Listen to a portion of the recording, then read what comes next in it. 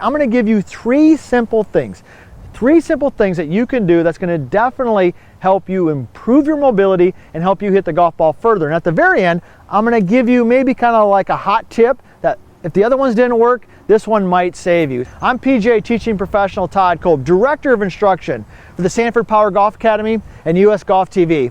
And as I'm getting older, my mobility, my flexibility isn't what it used to be. And I get a lot of people on my lesson tee who just, hey, they can't move like they once did. As I said, maybe because they've gotten a little bit older or maybe because they had an injury, but we still want to help them play better golf. And that's what we're going to talk about today. First of all, hopefully you've subscribed to our channel. We've got some great content out there, I believe. We're helping golfers all over the globe. So be sure to subscribe if you haven't, and be sure to leave a comment. Man, we love the comments. I love the back and forth. I love hearing from you. Maybe you like what I said. Maybe you disagree. That's okay. All right, we love the back and forth, and you can probably teach me something. So let's get into this a little bit. So we can't move like we once did, so we're not hitting the golf ball as far as we did. So here's the thing you need to understand about the body and the golf swing. It's a chain of events, all right? So I want you to think of like a chain of events, and there's different segments of that chain.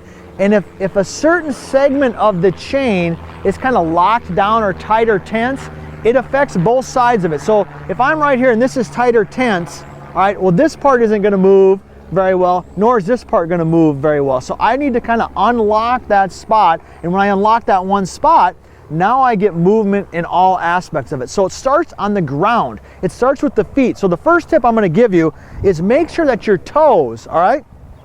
Make sure that your toes are pointed out or flared out a little bit, because when your toes are straight on, when your feet are square, that kind of locks the ankles in and it sets a stage where it creates a lot of resistance, all right? So the first tip I wanna give you is to make sure you take your toes and flare them out just a little bit. Now, how much? I mean, it can vary. Some people 20 degrees, 25 degrees, 30 degrees, something like that. But if you do that, what you'll feel some more movement and some more mobility there. So that's the first tip I want to give you.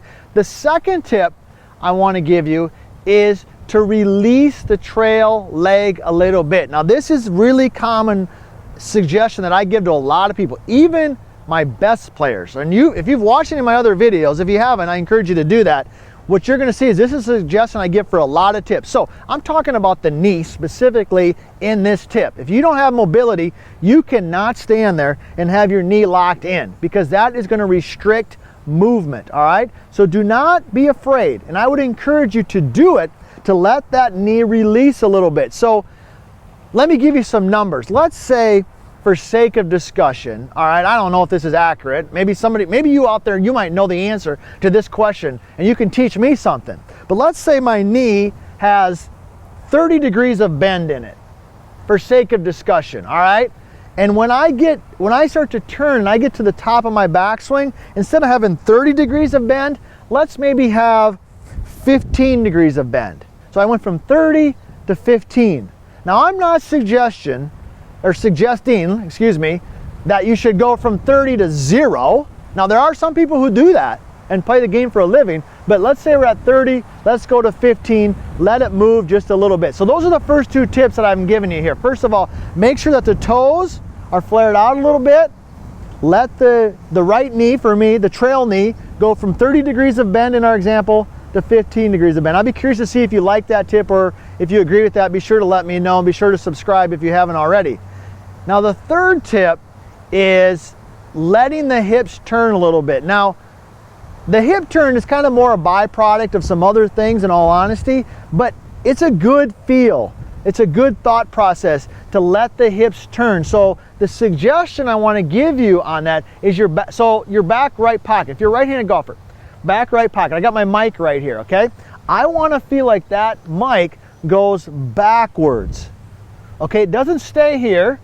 Okay, it doesn't go towards you, towards the camera, it goes backwards. Okay, and when it goes backwards, what happens is my hips turn. You can see that right there, right? My hips turn, and also, this is a tip. I didn't plan on giving this tip, but since you're here, I'm gonna give it to you. When that mic goes back, the pressure goes to my right heel. I love that move. I mean, I love that move. I've done whole videos on that particular move, so if you like that, what I'm saying there, be sure to check it out. So that would be the third tip. Let the hip turn specifically let it work backwards a little bit. That will definitely help. So let's review those three, and then I'm going to give you one other, maybe one last ditch effort if that doesn't, if those three don't work. Number one, let's point those toes out a little bit, right? Okay, 20, 25 degrees, something like that, all right? Let's let the trail knee release, maybe from 30 to 15. And third, let's get that back pocket working backwards. Those things right there are going to allow you to pivot. They're going to allow you to increase your mobility, and they're going to definitely help you hit the golf ball further. Now, let's say you've got some type of injury, or they're just, you know what? I mean, we got a lot of people, they had knee replacements, hip replacements, and you just can't do that. Okay, here's the one thing you can try. Now, I have to say this, that it's probably not the best thing for your technique, but it helps a lot of my players. So it's simple. Here's what you're going to do. If you can't move this the way we talked about, take your lead arm and feel like it gets a little bit higher.